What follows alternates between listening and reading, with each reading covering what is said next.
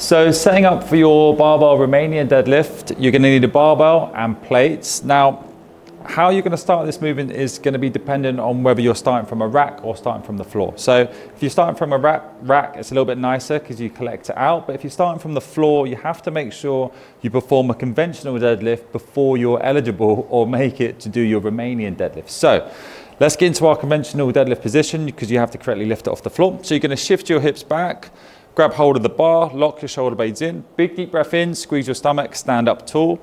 Now this is where we're going to start your Romanian deadlift. So it's slightly different. It places more of an emphasis on your hamstrings as very, very hip dominant. What we're going to be looking at is the distance that you can create between your hips from where they start to where they end. So we're going to lock your shoulder blades in.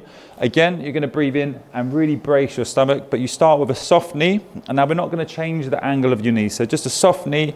Now I want you to push your hips back as far as you can while maintaining a straight spine. So we're pulling these hips back even more.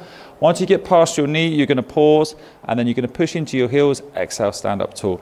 Now this is going to vary depending on how tight your hamstrings are or how mobile you are on your hamstrings. But the point of how low to go is, if you can use a mirror for your reference, is making sure that you're not flexing from the spine. So if you go as low as you can, keep going, keep going, keep going, keep going. So Harriet's obviously very flexible. This is still straight. Not a lot of people will be able to maintain a straight spine in this position, and then you can relax the barbell down. What we're not looking for is when you shift your hips back, we don't want you to be flexing from the spine in that position. You're making sure that your hips are pushed back and your spine is straight, just like that. And you should feel a nice pull in your hamstrings and then standing up tall. A little soft sort of squeeze of the glutes will help as well. But the main idea is that you're stretching your hamstrings and you're using them to contract to get you back up to the top. The second most important thing is making sure you are keeping your core tight as you're pushing your hips back. That's going to protect your lower back.